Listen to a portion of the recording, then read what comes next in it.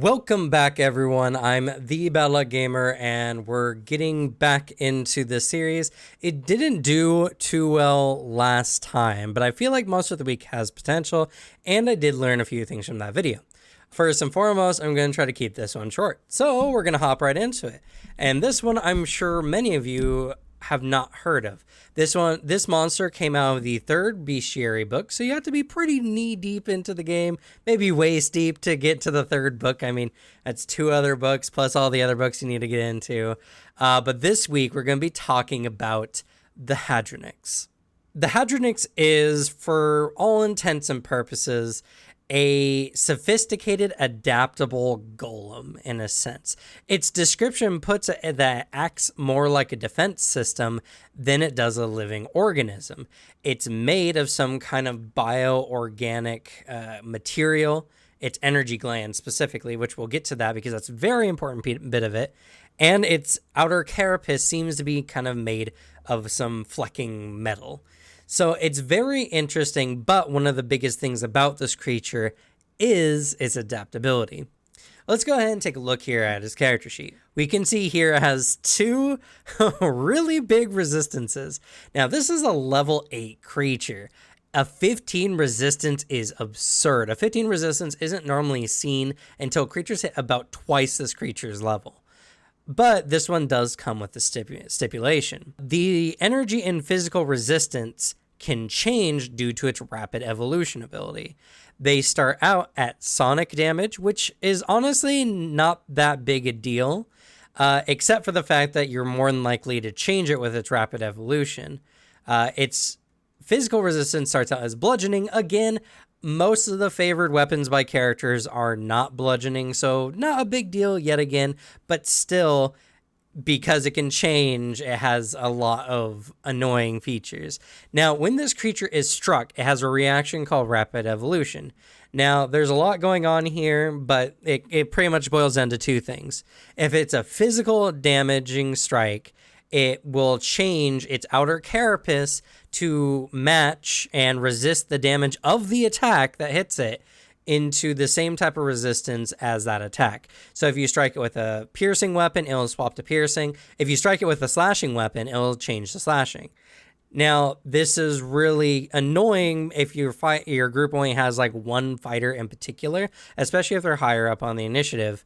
But the thing about this creature is that when you strike it, it uses its reaction, and thus it loses the possibility to change either its physical or energy resistance again. And I guess I should mention it has an energy gland. It does the same thing.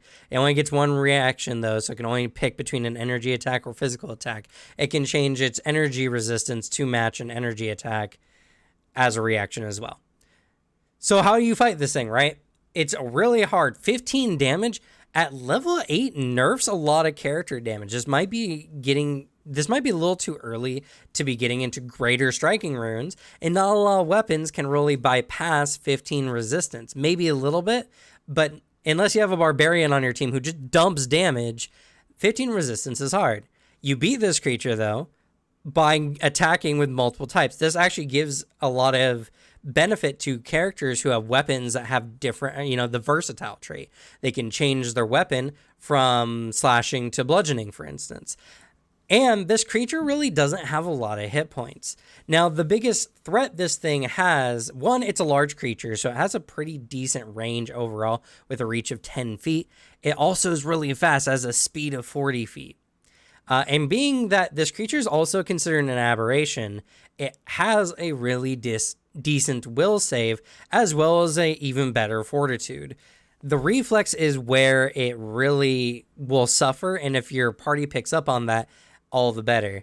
This creature is absolutely perfect for the DM who wants to give the party something that requires a little bit more thinking to get through. It's a creature that you need to make those, recall knowledge checks to learn its features, or they need to pay attention to what the creature does. Now, because this is a large creature, this actually could provide a really good boss for a level 6 party. Now, level 6 parties will struggle with this creature.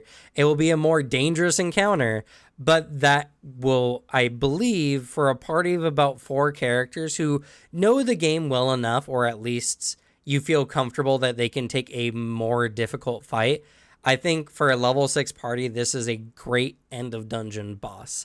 And it has some other features I want to mention as well.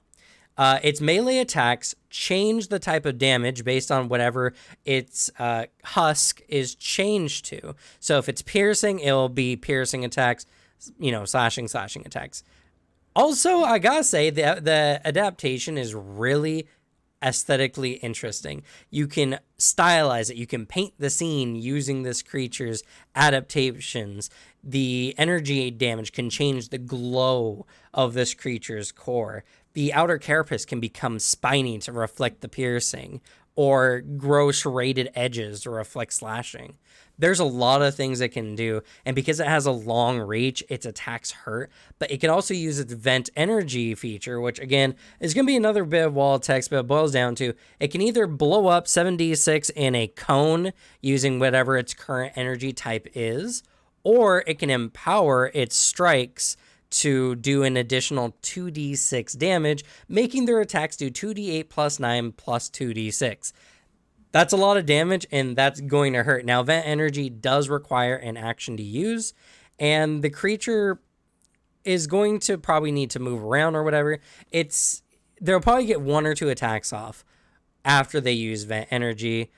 It's something that you can really work around. Make your players think, as the DM, this creature is as dangerous as you want to make it played. Now, there's a lot more I really want to go into this creature. The fact that it can extend its limbs, making it have a 20-foot reach for, what is it? Let's see. Yeah, it can extend its limbs for 2 actions and strike at any creatures within 20 feet. That's really nuts, and it's good economy because it gets this benefit and doesn't actually spend an extra action to do so. It just attacks at that long range. The Hadrinnex is a very dangerous enemy depending on the level of your party, but I believe it's very easily surmountable, especially because its HP for this level is really not that high. And once the players figure out how this creature works, it becomes pretty easy to deal with. I would also even recommend giving it the elite tag maybe, or at least just upping its HP if you want this to be your end of dungeon boss.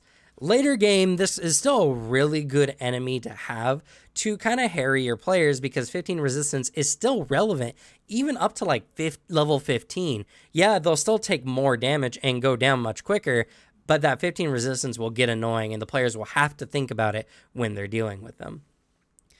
There's one more interesting thing in DMs. I really recommend you take this opportunity. Now, this creature right here, in its lore bit, and you can read this all on the screen, but I want to bring mention to something particular.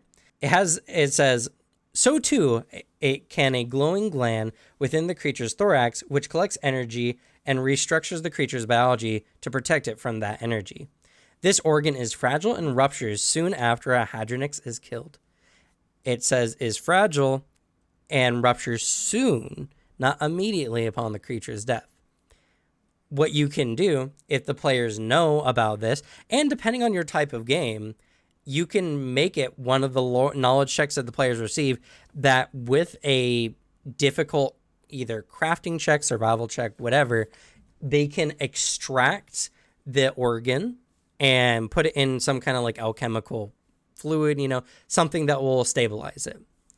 Then this organ can be used for the rune cost of a frost shock or flaming rune, because those are all a level 8 item. This is a level 8 creature, and that gives the players potentially 500 gold's worth of material, and they can craft it if they have a crafter in the party themselves. Now, this is something I do with a lot of my games, and I recommend to other GMs as well. Give some creatures, not all creatures, some creatures materials to make an item of their level.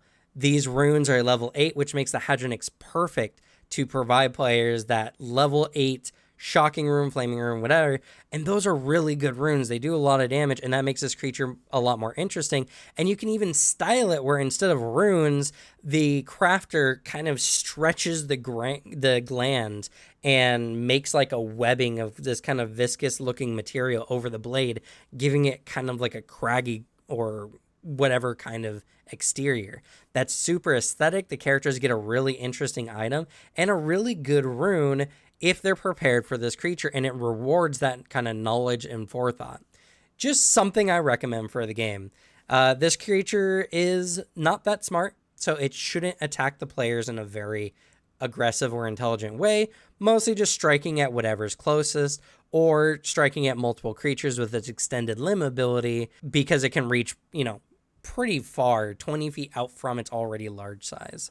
But yeah, that's going to be it for this video. I hope y'all liked it. I tried to shorten this one down quite a bit. The Vrock was a very interesting creature to me, and I really wanted to just gush about it a bit, but I figured that maybe that super long creature video was not what people wanted, so I wanted to make a shorter version for the Hadrinnex. And I think the Hadrinnex is genuinely an interesting creature that has some really good mechanics. It's just something that I hope y'all like. And if this video doesn't perform much better than the Vrock video did, we'll try something else next week. But I at least wanted to give it one more shot before I let this series down for the time being. I might resurrect it later, but who knows. Anyway, thank you all so much for watching. Good luck on your games, and leave the bad luck to me. And I'll see y'all next time. Bye.